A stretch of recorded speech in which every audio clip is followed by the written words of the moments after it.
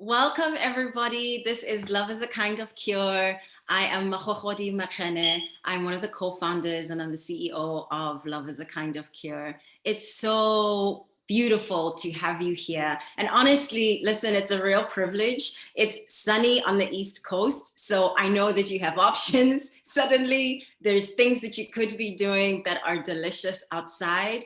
But you chose to pause and come here and join us in this conversation about radical love, which is our biggest honor, honestly.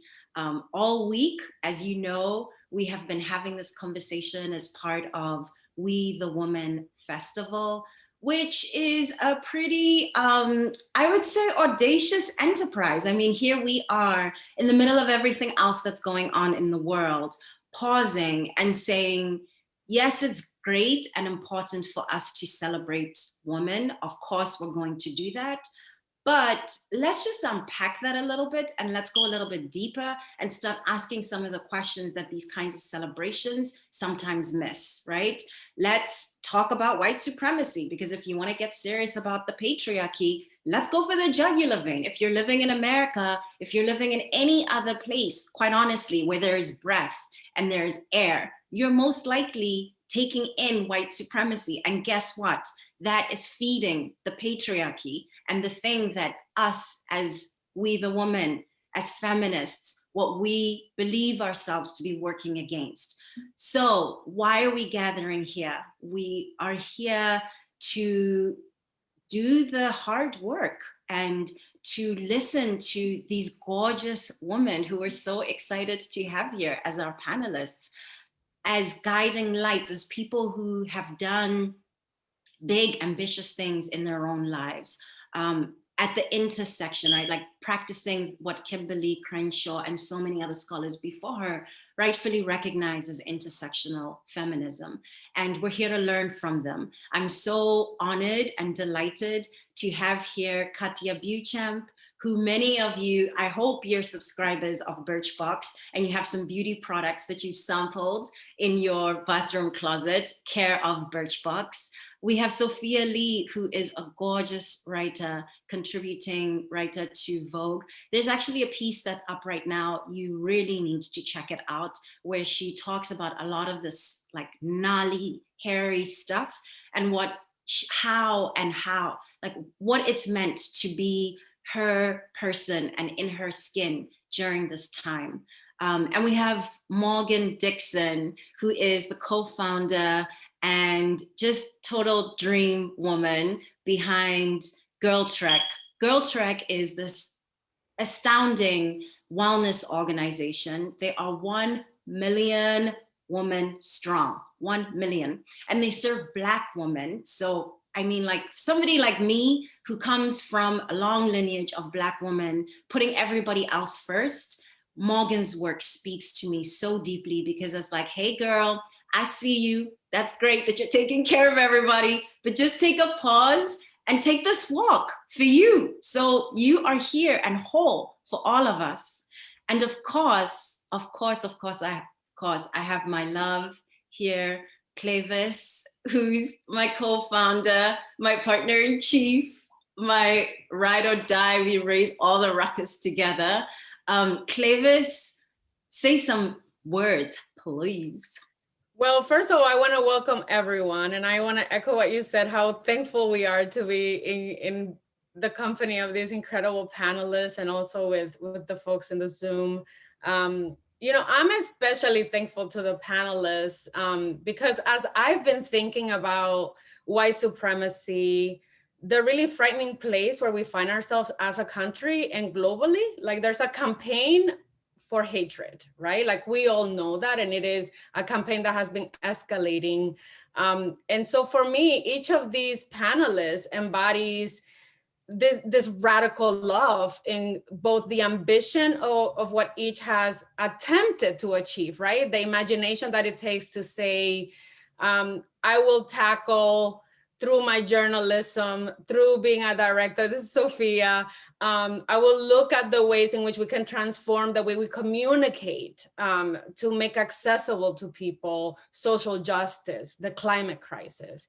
When I think about Katia, you know, growing up in Texas to a Mexican mother with her brother, and how often she was told that like Birchbox wasn't even a good idea. Like the radical love that it takes to have confidence in your idea and to pursue it as a woman in this country. And Morgan, I mean, the first time I saw your TED Talk with your partner, Vanessa, I was in tears because so much of, you know, what we're talking about when we're talking about taking 30 minutes to walk, to like prevent these chronic illnesses that are befalling our communities, that are like killing our women, and that like just this act of taking 30 minutes for your health will transform the world, because that's what women do. And so for me, I just feel incredibly honored to be in your presence today. And I wanted to start with a question, which is really at the heart of where I think we need to start the conversation. There's a campaign of hatred. So much of what each of you embodies is radical love in both the imagination and execution. So I wanted to ask each of you, as you consider where we are as a country, and I want to be really specific because yes, there's a global campaign, but I want to really bring it home. I just want to ask each of you, like what you've learned through the execution of, you know, each of your achievements that has helped you to frame how you think we should approach this campaign of love and radical love, and really looking white supremacy in the face and saying no more. And I'm gonna ask Katia, can you start? Yes, sure. Thank you so much for having me. I'm so honored to be here. I'm excited, and I'll say, like, of course, a little bit nervous to have this conversation because I can't help but speak my truth. I don't have a filter. So that I'm just saying that out loud. So I think one of the most magical, transformative experiences for me in the last 10 years of starting and building Birchbox has just been recognizing our power to invent and create as humans, and just realizing that how like normal and average I was and that I could create was electrifying. This feeling of like the possibility is ours for the taking. And the idea that not only can we play to win, but we can create the game and define what it means to win.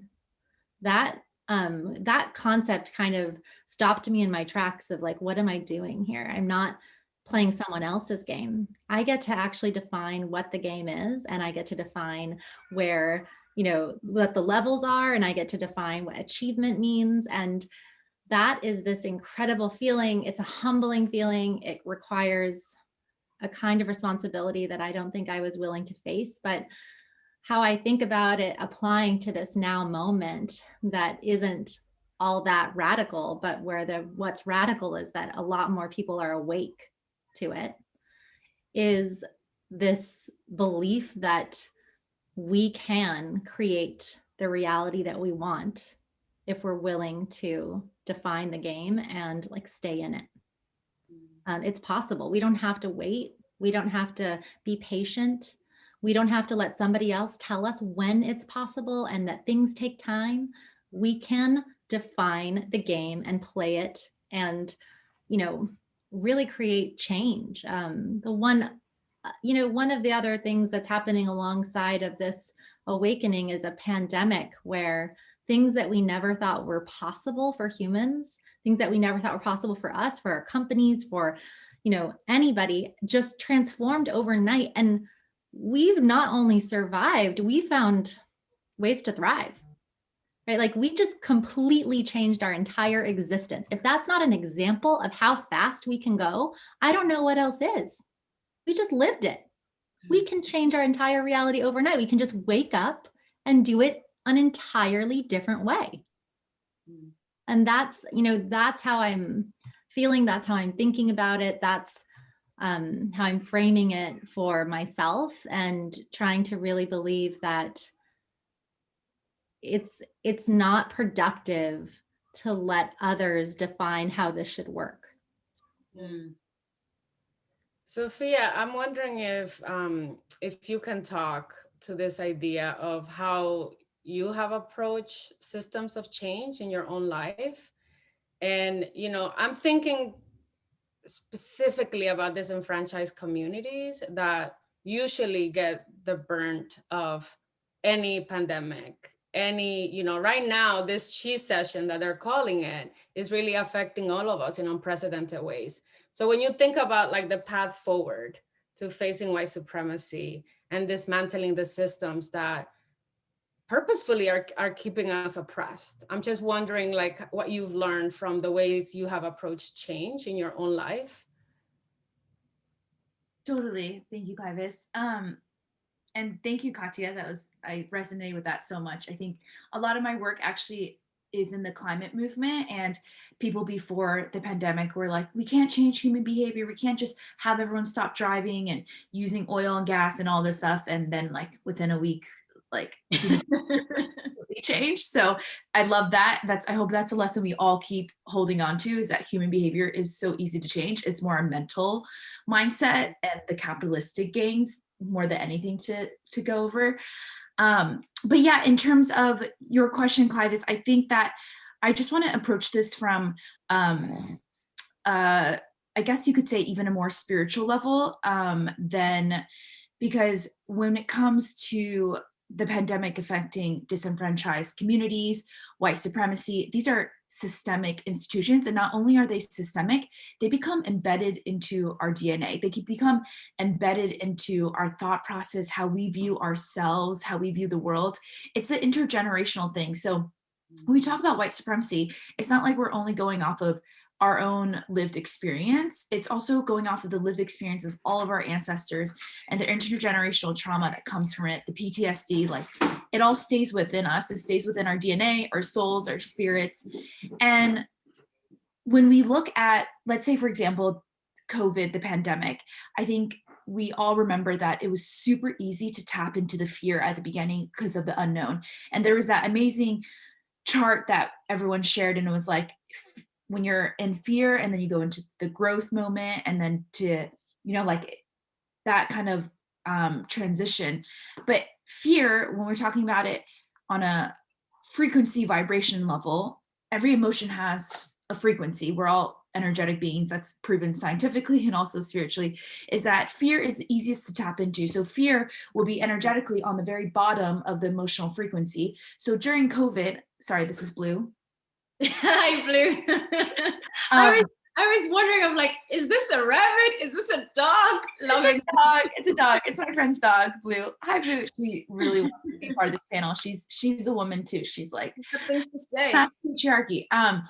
But fear is at the bottom of the emotional frequency, and love is actually the highest emotional frequency to tap into. You have to, I'm sure we all experience this, but we can't go directly into love. You have to like go work through all the other frequencies. So when COVID first happened, we were all tapped into the fear because that's the easiest, most accessible, lowest hanging fruit of emotion. When we're talking about white supremacy, there is radical hate because it's easier. It's almost like a subconscious thing where we're tapping into hate, because hate is, and fear is almost at the same vibration frequency, and that's the easiest to tap into. So that's all we know. And combine that with your intergenerational, if you have always lived in a white supremacist society that has always benefited you, then you want to continue to uphold that. So when I think of radical love and changes, I think of actually understanding that if we're fighting hate with hate, like we're just staying at this emotional frequency here on this bottom level. And when I choose to fight with love, that's like takes so much more effort and energy, because you have to like work your way all the way up here, and you're like, I'm actually not even gonna let the hate energy be part of the fight. That I'm gonna only do it with love. And that's a very simplified way of looking at it, but it's like how I can best verbally explain it with our limited language as well. It lands. I mean, what you're talking about, the spiritual component and our vibration, but then also how much harder it is to fight at that higher consciousness, and understanding we may feel all of the quick impulses, right? What happened in Atlanta, what happened in Colorado forces us very quickly into that fear mode, and we want to react from there. But what you're saying, and I think it's so important to repeat, is that's human. Your work is not to deny that fear, but to raise the fight and to recognize fighting here is not going to get us where we need to be. Morgan, really beautiful. Thank you.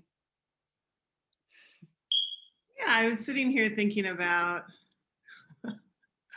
all of what everyone just said. And yeah, I don't want to talk about white supremacy on a Saturday. So I think I'll talk about radical love. So my name is Morgan. Thank you for having me. Thank you, every single person who's tuning in. It is a pleasure to spend Saturday with you virtually. Maybe one day we'll spend it together again in life. I am one of many, many, many organizers in an organization called GirlTrek, which is now the largest health organization for Black women in America and increasingly around the world. If you have me, have my way, people. Let's do it.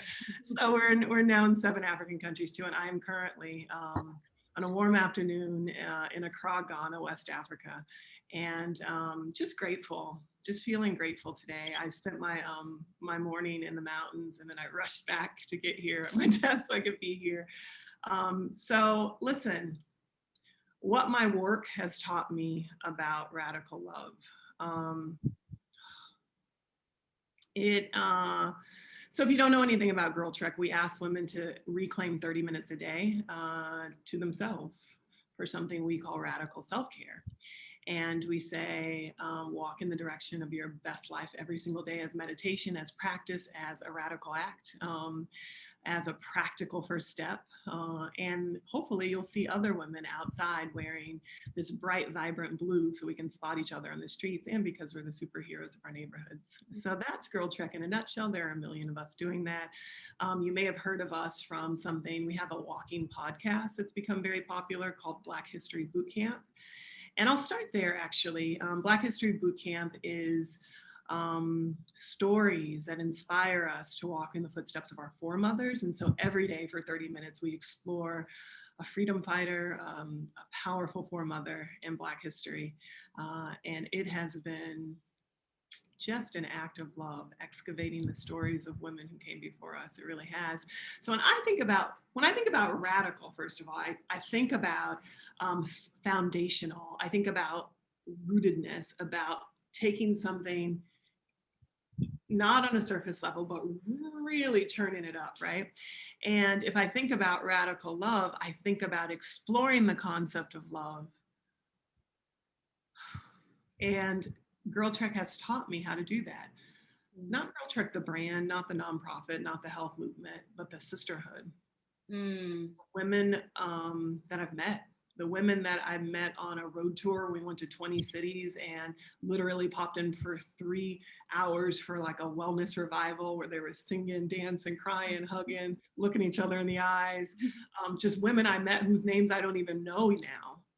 To women who have been literally volunteering for 10 years with this organization to get us to 1 million, women who are wearing sandwich boards on street corners, women who are giving out free hugs, women who are literally like, I went into my own community center one time and 2 college-age looking girls had a GirlTrek clipboard. I don't know where they got it from. They must have ordered it online. And asked me to sign up for GirlTrek. And I was like, yes, as a matter of fact, let me sign up for GirlTrek. And there is something about the fervor of sisterhood, the fervor of collective action, that is love. That is, you know, when the Bible says where 2 or 3 are gathered, God is love. Love is in the middle of that. That's taught me the breadth of love. What's taught me the depth of love is studying our ancestors. So when I think about, I mean, even this week I learned so much this week. We talked about Queen Nzinga. Listen, it's too long of a story. We talked about Mahalia Jackson, who in relation to the fear vibration conversation from earlier said that fear is a sin. and that she doesn't live her life in fear. This is a woman who literally was battling like dogs and like fire hoses and billy clubs of the civil rights movement. You know what I mean? So for someone like that to stand on a stage, to root down, to connect to her God, to be a vessel for absolute pure love in the midst of hate, for her to say that that fear is a sin, I learned from that. So I have fallen deeply in love with the women who came before us, mostly because they've given me, in a very surface level, given me hope, given me a blueprint, given me a way forward. So that I understand love on breadth through sisterhood. I understand love through depth through our foremothers. I really do. I understand love this way through God. Like I am finding ways every day to connect to God. The white supremacy don't got nothing to do with. It don't have nothing to do with this. And then every single day, this kind of forward motion of love for me is stepping out in bold and courageous ways to love myself. And that's where white supremacy is the most evident, where, you know, I'm 40 something, 3, 2, 4, maybe I'm 44. I don't know. Like in all these years, I still find it hard to look at myself. Do you understand what I mean? Like I can put on eyebrows, but I'm looking at my eyebrows. You know what I mean? Like to actually look at myself is still hard because there's been such a barrage of hatred against me, my body, my people, my spirit, my culture, my tribe. You understand what I mean? Like such a every corner. So no. So every day I just try to fight back. I just try to fight back in small, tiny, rebellious, radical ways. So that's how GirlTrek has factored in the building of that. GirlTrek really was built for me and my best friend to try to find radical ways to like support each other and to like keep moving forward and not fall for the banana in the tailpipe, as Eddie Murphy would say. Like so, and that's what I think about radical love. Wow. Wow. Wow, wow, wow. So beautiful. And I want to again reiterate what you're saying that I'm hearing is extremely powerful. The breadth that is our sisterhood and this depth, which is our foremothers and our ancestors. And you are calling in from Ghana, you know? So many of us, I'm African, a lot of people who are calling on here are either from the continent, like this immediate generation or many generations ago. All humanity comes from there. And one of the things I am curious about for all of our panelists is, who are your foremothers? Who are and I'm not asking this question in a linear way, right? I think Morgan's examples are really beautiful. Mahalia Jackson, I definitely consider her one of my foremothers. Who are the women who you look to? There might actually be blood. When you get up and you're going to do something really difficult, whose name do you call on to be like, you know what, I need you in this room with me. I need you today. And how do we especially invite into the public discourse names that might not necessarily be the quickest off our tongue, right? And please keep your mics off. We want to hear the giggles and the breathing and the laughs and everything. Sorry, I'm trying to avoid the kids screaming. Oh, we want the kids screaming. That's just real, honey. That's what's happening. It's only a matter of time before one of mine comes in here to ask me for a snack. Yeah, you can't talk about love being the cure if you don't have children. If you don't have children and puppy dogs and candles. I can start just because I have so many names on the tip of my tongue. This is just what I do every day. But I'll start with a name that is my own. So my sixth grandmother's name is Caroline Woodyard, and she came from the Gold Coast, which is where I am now, which is now called Ghana, but before it was called the Gold Coast because there's gold here. So she was brought here in a vessel, enslaved into Baltimore Harbor, and was married there, but also is now buried there. And she came over right in the middle of the American Revolution, is buried there in Charles County, Maryland. And I don't know that much about her.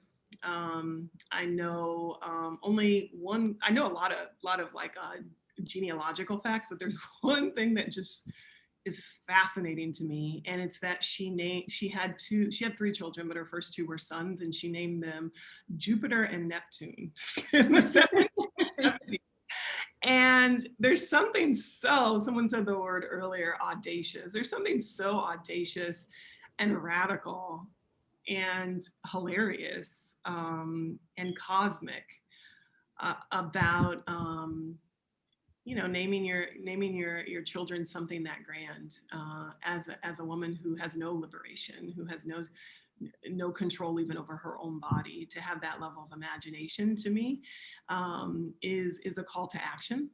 And then speaking of imagination, the foremother that I'm really digging right now is Phyllis Wheatley. And, I always thought she was just kind of a cartoon drawing of a woman who did poetry. I didn't really know that much about her. I certainly didn't know she was stolen from her homeland in West Africa at 7 years old. I didn't know that she was taken from the warmth of where I am now to Boston, and that she really grappled with winter. I didn't know that I knew that she was the first to publish, the first African-American male or female to publish. I didn't know that she was like the 3rd or 4th woman in America to publish, and she was very, very young. I didn't know she spoke to kings and queens of England, and I didn't know any of that. But mostly what I didn't know is that she was so bold in imagining a life in a world for herself. And so she wrote letters to General Washington, later first president of the United States, George Washington. And her writing was so beautiful that he invited her to counsel the liberation movement that they were taking. I mean, she just was so bold and so brilliant in her words and in her imagination. And she beckoned us to look toward further horizons for ourselves in ways that just don't reconcile with the kind of constructs that we hold ourselves to, that most of us hold ourselves to. I mean, every day we are fortifying these notions of limitation, and we're fortifying them with our words, we're fortifying them with our fears, we're fortifying them with our lack of action. And for this woman who died in her 30s to command the attention of the world through her words is something that I take great solace in, great solace. So she's someone who I'm learning more about, and I take great inspiration from.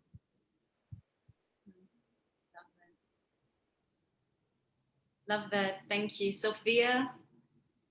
Yeah. Wow. I can listen to Morgan talk all day. So I'm like, continue. Don't make me spit. I was swallowing.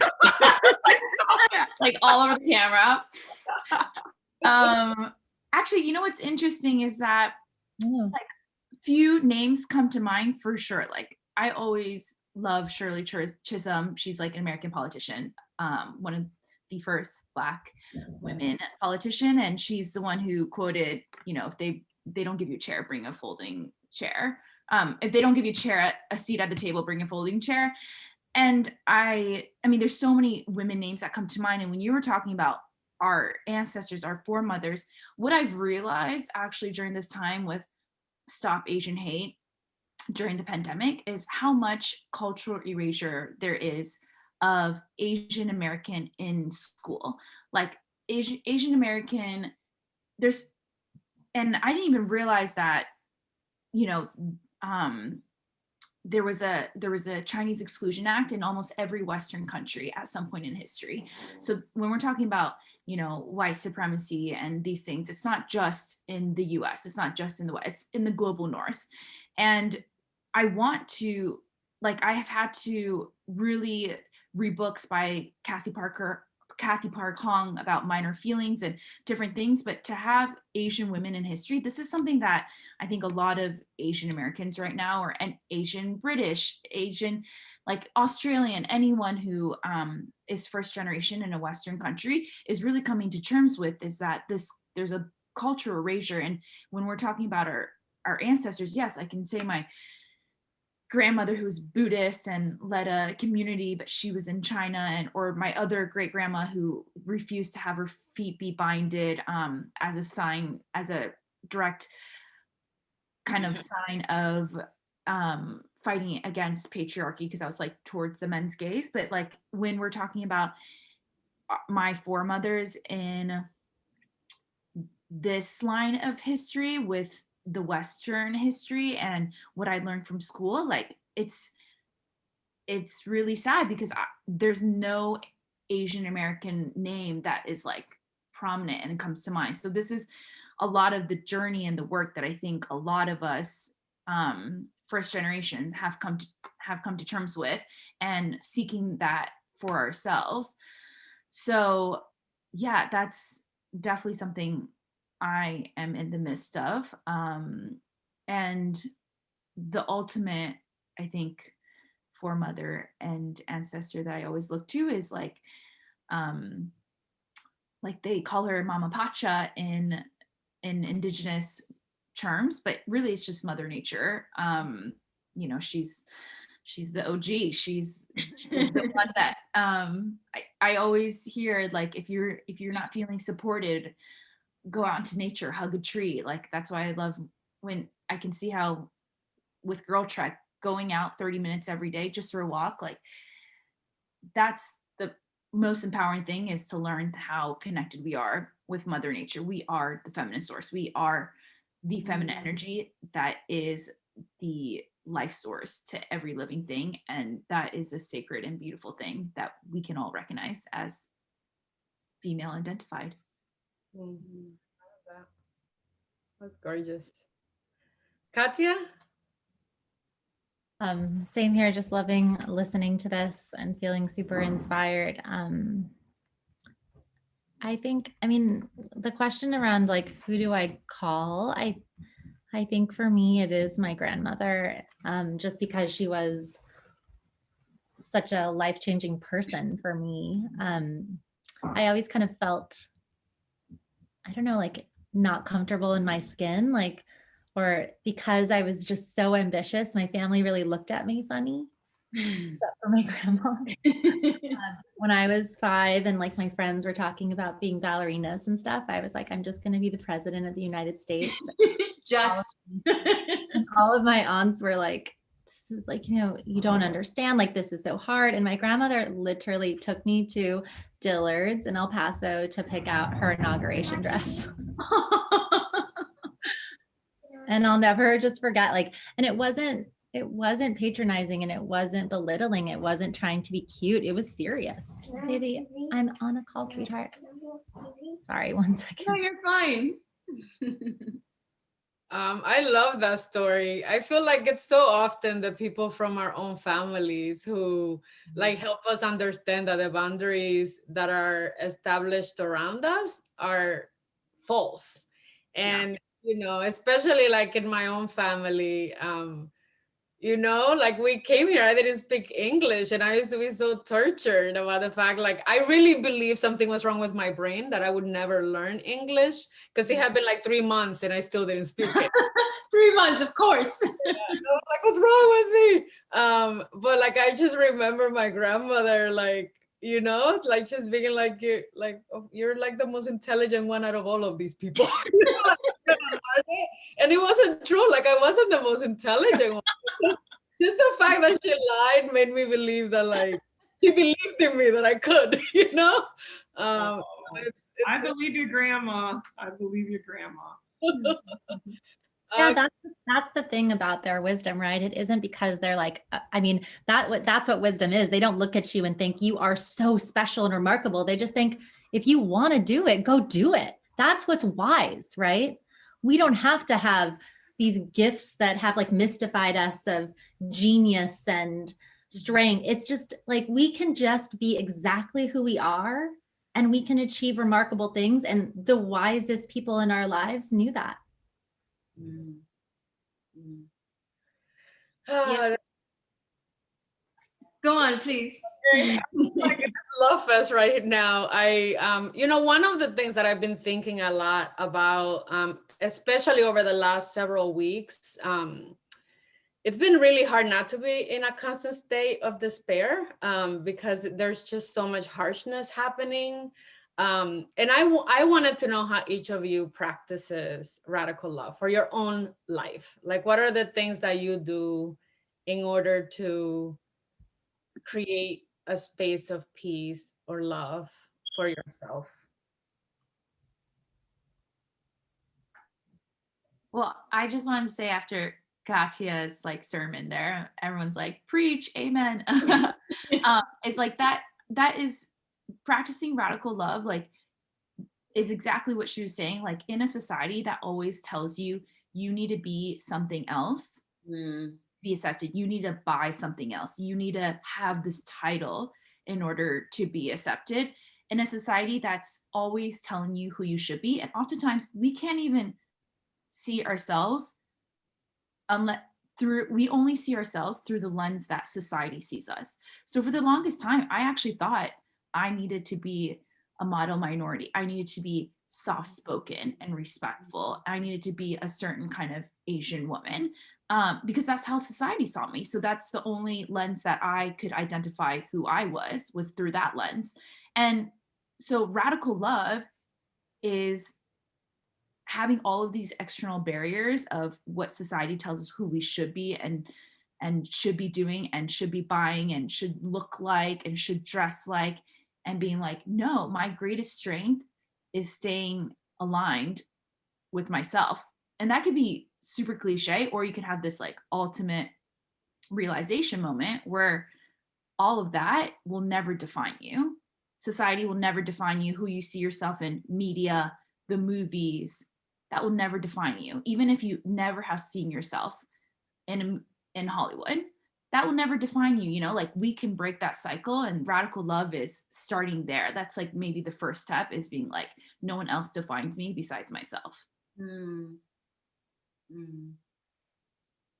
Yeah, this is a hard question. I am it's like an innovation lab over here, like trying to do it every day. It's like, all right. Erykah Badu has a song like that where she's like, try to little yoga for a minute. It's like, yeah, I try to yoga today. I'm watering my plants. I got my candle. I got, so it's every day. It's like, it really is an experiment and like a sense of play around trying to turn toward the light. Like I do have plants here, and they're just, I was just laughing at what you were saying, Katia, because grandmas know that like plants are intelligent, like plants are genius. So clearly you are, kid. You know what I mean? So like, I just am trying to like, be like the OG Mother Nature and turn toward the light every day. And so for me, that looks like, ooh, child. I'm not even Catholic, but I was like practicing lit for the first time. First time, it was total cultural appropriation. And I was like, because I did a fast, and then the fast was over and then Lent was started. So I just surfed onto Lent and then pretended that I was Catholic. Oh my God, I had the best dream last night. Can I tell you real quick? It's real quick. Yes. I had a dream. I think this is because I was talking about Queen Nzinga yesterday, and there are all these antiquities, but they were Catholic, because she, it's a long story, but she used Catholic like pontiffs in order to convince the Portuguese to stop slaughtering her people. And she pretended to be Catholic. It doesn't matter.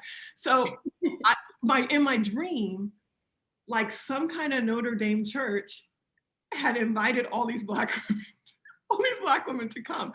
And I was coaching the coaches before the Black women came into this very ornate, very like, if you've been to Notre Dame, like very like Gothic, like cathedral. And I coached all these women, and I was playing music, and my phone was on the Bluetooth of the Catholic Church. And then the Pope came in. I know this is awful. You're with this dream, Logan. And the Pope was like shuffling with those Pope shoes, and he was talking real soft, but it was getting amplified through the speaker, and all the millions of Black women were there. It was getting amplified, and we were like, okay. And then he started talking, but it wasn't amplified no more. And I was on Instagram secretly, and I realized that my phone was still attached to the Bluetooth speaker. And then the only person who knew was Jennifer Lopez, and she was in front of me. She turned around and she snatched my phone, and she's trying to turn it off on me. And I literally woke up this morning laughing. So anyway, I don't know what that means or has anything to do with this, except for maybe I'm addicted to Instagram. And what I've been trying to do for Lent is I've been trying to spend at least until 10 o'clock in the morning. And I know, we have to work, I got it. But I've been trying to spend at least until 10 o'clock completely tech-free. And because of a little bit of what you're talking about, Sophia, I just feel this constant like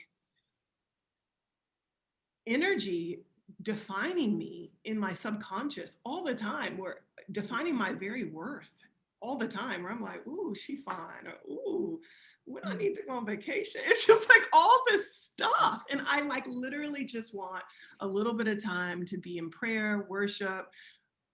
I don't wash the dishes, stare out a window, like lie in bed. And so I've been trying to do more of that sort of thing, just resting in the mornings until 10 o'clock. It's easier because I'm in the future. I'm in Africa, so it's easier, but I do recommend it. Way to set up yourself to be in the future. Genius.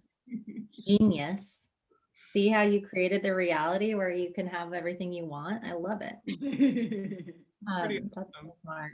It's great. I have actually one other quick story. Sophia, when you were talking about this pressure to be like a model minority, and you said speak softly, it reminded me one time I was at this really important like brainstorm, and it was mostly white folks, mostly men, but sometimes the white women are actually get more offended by what I'm about to tell you. And then there was one Asian woman and me. And we were having a really difficult conversation about something. And I was like, all right, everybody, I just want to let you know, I'm definitely going to interrupt. It's like, because I get excited. And in my community, interrupting means passion, and interrupting is more harmony than it is aggression. And I was like, I just want to let you know that before we start this conversation that I care deeply about. And I just said something like that, right? And I wanted to say that because the white men feel really challenged when a Black woman interrupts them, and white women feel very disrespected, actually, when they're interrupted. It's all cultural. It's all our own history. It's all our own stuff.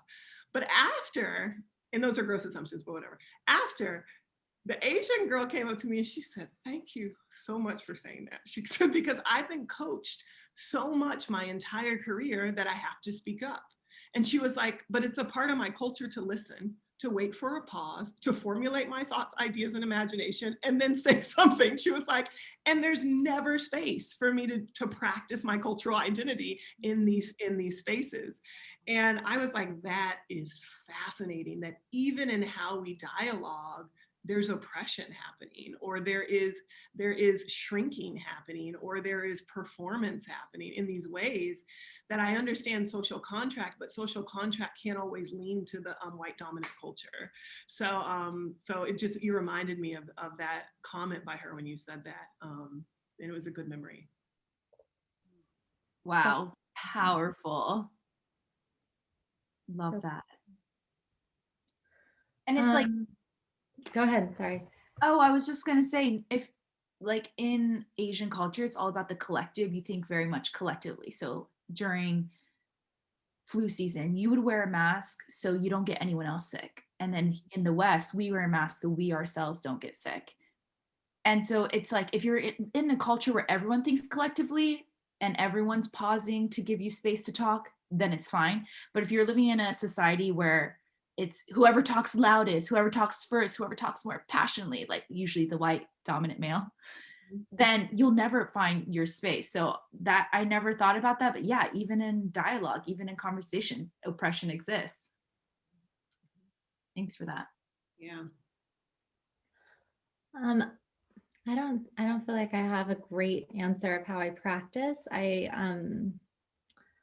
think that one of the things I recognize is that a lot of the things that got me here are fear and like other people's definition of success. And I think that was a really brutal disappointment in myself, you know, just feeling like I was living by the definitions of the world and how others defined success. And I felt a lot of anger. I felt a lot of anger having graduated from like a women's college, kind of like thanking our moms and being like, we're on our way. And I felt a lot of anger, you know, just continuing to feel like disappointed in myself and the world and myself and the world. And then the anger became the motivator.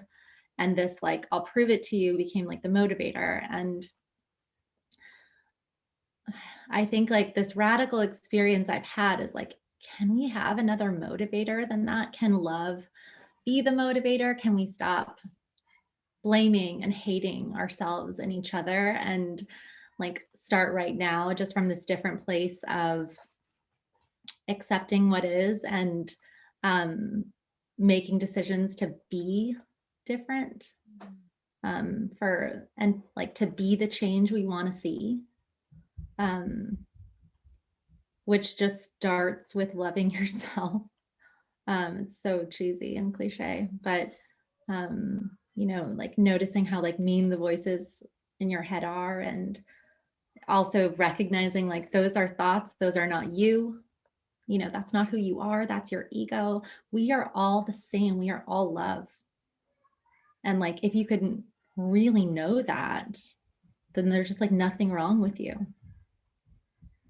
And then, you know, and then like wonder, you know, my big wonder is like, well, if it's not the chip on your shoulder, what is it that like pushes you to stand in the fire, walk through the fire, you know, light the fire? And I do think it's love, but I think it's like this rewiring. And so I just feel like I'm in the middle of this journey of noticing how much of it has been the chip on my shoulder, noticing how much of blame and anger and sadness I put out there for others, and noticing that I could be the change I want to see, and, you know, and forgiving myself for like not having it right now, everything I want, but like accepting that creating something. I think one of the biggest things that hurts us as people is that when we see the thing we want and it's not here now, like we collapse the future into the present, and we're so devastated because we can see it. We see it's possible to have this like beautiful, harmonious thing. But the one thing I've noticed is you can't skip the steps that it takes to get there. They're all necessary, beautiful parts of it. But I really believe you can impact the velocity of experiencing the steps if you're willing to. So that's like what I'm trying to do, is focus on this change in motivation and focus on not accepting an idea around how much time it should take to feel different. A lot of really powerful things that you're saying, Katia. I wrote it down, so I'm gonna read it, and you'll see it live somewhere else as a real quote because it's really powerful. We are all the same. We are all love. If you can really know that, then there's nothing wrong with you. And I think those words are so powerful because they really go to the heart of what radical love can be and should be about. And I'm wondering for all of you, and maybe this is a closing thought, when you think about the kind of radical love that you want to see embodied in the world and in the public square, what is that? Like, what does liberation taste like? What does it feel like? What is this beautiful, you know, at the very top of the conversation, Katia was inviting us into recognizing our power to be able to build and create the world that is possible, right? What is it? Like, show us, bring us into that world for you. I'll start with you, Katia, again. Gosh, this is a really tough one. I think it starts with like really listening. I think that self-righteousness is a problem when it has anything, when it's beyond love. And righteousness is beyond that. I think it's problematic. I think I'm just so afraid that we can't hear each other anymore. And so, I mean, what it looks like is dismantling the media and not letting there be a difference between facts and opinion, like not distorting facts and opinions, and inviting opinions into the conversation and acknowledging where they come from, and really being able to say like the goal of living harmoniously is not to be the same. It is not to think the same. It is to love that we are different. It is to get curious about our differences.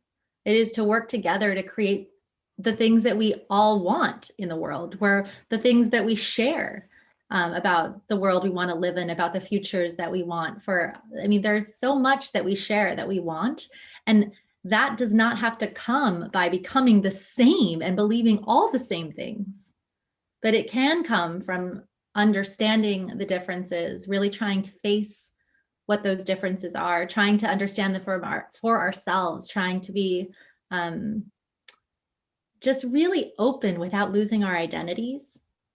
But I do think that a really big part of creating that future is dismantling the way that we are taking in information right now. That's my opinion. I find it extremely problematic that people can buy ads to tell you things that are their opinions as facts. I can't believe that that is allowed. I can't believe as people, and I hear so many people that are frustrated with it, right? I hear it and I'm like, why don't we all stop using this? We could do this right now, right? If we don't like that they have all this money and power, you know how we stop it? We stop looking at it. It's so simple. We just stop looking at it. And you know what? It will be hard. How will we find each other? We will. We'll figure it out. We'll figure it out. We'll figure out ways to build community, to send our messages, to share our stories. But there is a really big problem right now about how we're consuming things that divide us, and we're allowing it to persist, and we're better than that. Oof. Sophia, you're in the media. Yeah, I know. That's why I'm like, there's a lot that I think that media gets wrong, which is why I took a step back and reevaluating how I communicate information. I think you ask people, what do you think the biggest crisis facing humanity is today? People will say, COVID, racism, the climate crisis. But the biggest issue facing humanity today is the polarization of our humanity, is the polarization of our thoughts in our society, because we can't fight racism, we can't fight the climate crisis, we can't fight any of those things without being unified. And we don't have to agree on it, but we need to be unified on what we're fighting for. So we're not going to ever reach reversing the climate crisis, etc., if we can't even be unified on it, because we're so stuck in this pattern of just fighting for the sake of being right. But here's the thing about the world and information, it's like there's facts, but other than that, it doesn't mean your opinions are not right or wrong. And we're kind of giving it this power where it either has to be right or wrong. And if we're right, or like cancel culture, if we're right, then that means we get to keep moving on and we get to be the dominant. But it's like there's like a spectrum of it, just like racism is spectrum, gender is a spectrum. There's a spectrum of our thought, and that actually contributes to human evolution. We're not able to have these healthy debates anymore. Our debates are like, I want to prove you wrong so I can prove myself right. It goes back into the ego. It doesn't, like we can't have debates for the sake of debating. Like our founding fathers, as colonial as they were able to have these debates. And they say that like even in our politics system, having a two-party system is like the greatest enemy. And when going back to radical love, like how do we start? Actually, we could do something really fast. It's super easy if everyone will just close their eyes. And if you're a panelist, if you're a participant, please close your eyes as well, and just slowly start naming off every single person that you love in this world, in no particular order. It could be your mom, your sister, whoever, and name them off in your head.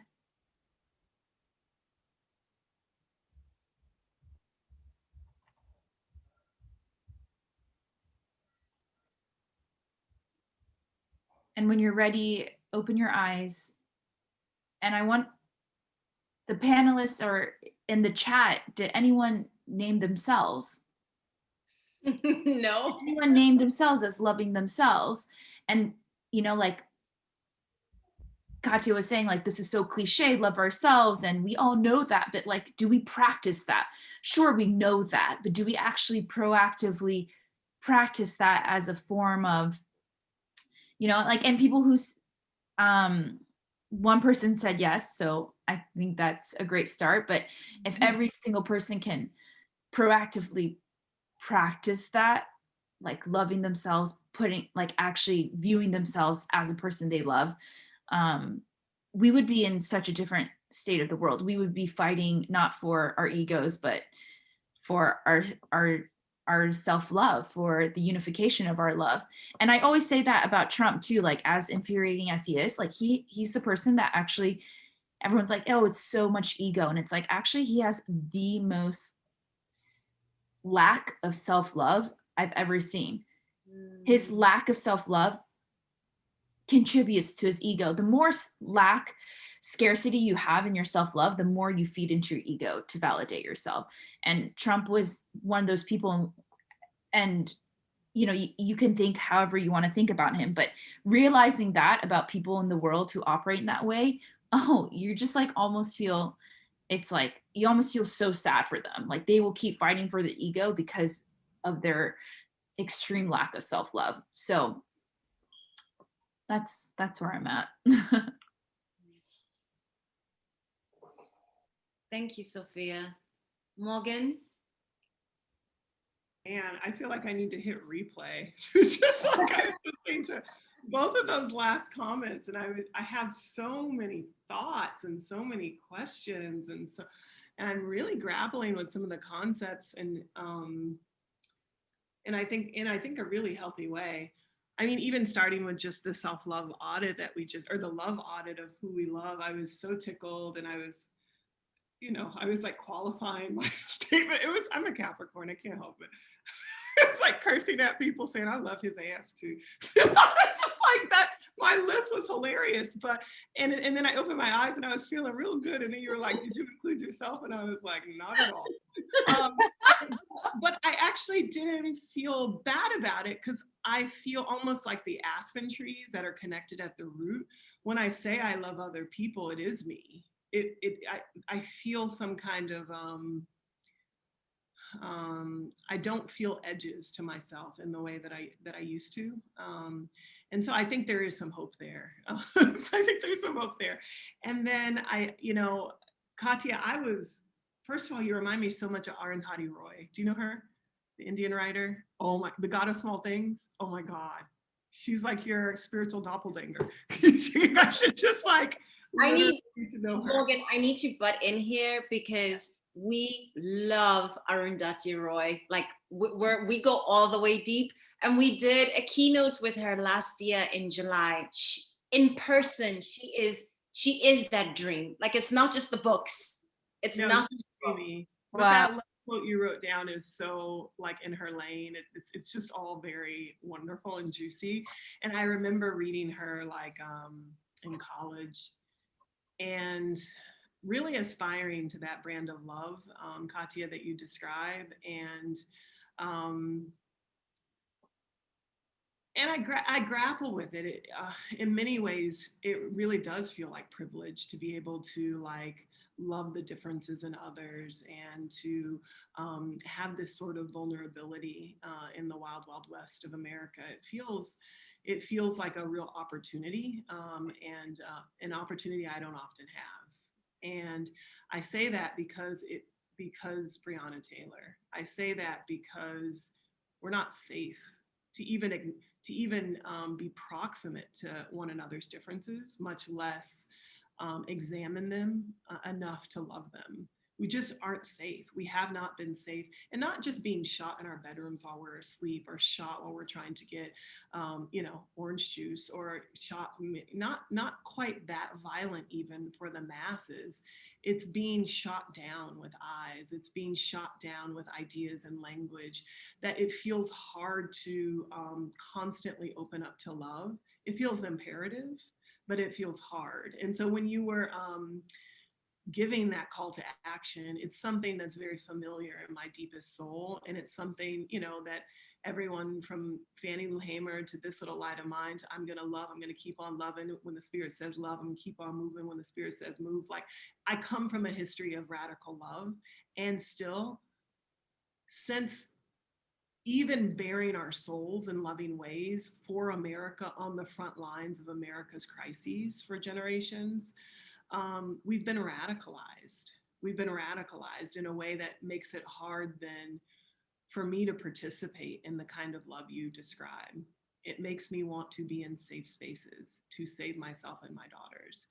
And so I want to say that because I want you to understand, and I also want to let you know that I'm grateful for the kind of love that you laid out, because I'm a hopeful person and I still have my star there. But I have to feel safe first. And so my love actually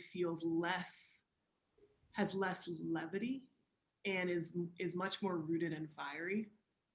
It just is. And it reminds me of my favorite poem, actually, that I will use as my closing thoughts, that I tried to type up without my computer moving so people wouldn't think I was rude because I was listening. But I was like, maybe I can use some other words because I didn't know exactly what I was going to say. But I'll read this poem as a closing reflection for my thoughts. And it's by Sonia Sanchez, who was a poet laureate in Philadelphia, and is just a great thinker and role model to all of us in the GirlTrek movement. We love her so much. And it's called Catch the Fire. And it's, again, Sonia Sanchez. And it goes like this. Sometimes I wonder what to say to you now in the soft afternoon air as you hold us all in a single death. I say, where is your fire? I say, where is your fire? You got to find it and pass it on. You got to find it and pass it on. From you to me, from me to her, from her to him, from the son to the father, from the brother to the sister, from the daughter to the mother, from the mother to the child. Where is your fire? I say, where is your fire? Can you smell it coming out of the past? The fire of living, not dying. The fire of loving, not killing. The fire of blackness, not gangster shadows. Where is our beautiful fire that gave light to the world? The fire of pyramids, the fire that burned holes through slave ships and made us breathe. The fire that made guts into chitlins, the fire that took rhythms and made jazz, the fires of sit-ins and marches that made us jump boundaries and barriers, the fire that took street talk sounds and made righteous Imhotep raps. Where is your fire, the torch of life, full of Nzinga and Nat Turner and Garvey and Du Bois and Fannie Lou Hamer and Martin and Malcolm and Mandela? Catch your fire, don't kill. Hold your fire, don't kill. Learn your fire, don't kill. Be the fire, don't kill. Catch the fire and burn with eyes that see our souls walking, singing, building, laughing, learning, loving, teaching, being. Here is my hand. Catch the fire and live. Live, live, live, live. Live, live, live, live, live. Oh, That's so beautiful. Wow. Thank you for sharing that, Morgan. That is so powerful. yeah, that is extraordinary and is definitely the mic drop moment. Catch the fire and live and be and hold my hand. What a beautiful invitation, Morgan. Thank you so much for reading the entirety of the poem. For anybody who is interested in revisiting the poem, it's Sonia Sanchez. I can't thank each one of you enough, all of you women. The invitations that you have given everybody who is on this panel or tuning in, and folks who will tune in later, are so profound. This idea of beginning first with loving yourself as a way of practicing radical love, right? I think almost all of you have said that in some shape or form. Examining what we consume. Katia, you led with that. What kind of media are we consuming? And does that does that propel this love as a kind of cure? I think that's something real that everybody getting off this call can immediately take as, well, what am I doing? What am I endorsing? And where are some of the moments where I can create a little bit more space, both to love myself. I mean, I'm imagining and I'm hearing Morgan offline until 10 a.m. And I'm like, why didn't somebody tell me I could do that? There's something that I could do tomorrow to start loving myself, right? And then this really profound and gut-wrenching, honestly, and very urgent and necessary work of catching the fire, that the love that we're asking you for, radical love, we're not asking you for something that's namby-pamby. We're actually asking for your guts, and we're asking for your hearts. Catch that fire. We love you. We can't thank you enough for being here with us. Morgan, Sophia, and Katia, thank you for making time to be with us today. All of our beautiful audience, there's a lot of beautiful comments for each one of you in the comment section, in the chat. But this has just been really profound. Thank you. We're meeting again this afternoon for Women in Wine. So we're gonna chill a little bit because we gotta take care of that at 4 p.m. Hope you'll join us. Closing tomorrow, 2 p.m. Cleyvis? I have nothing to add. Just everybody go enjoy the sunshine, and thank you for spending time with us. And thank you to the amazing panelists. I feel so uplifted. Thank you. Bye, everybody. Thank you.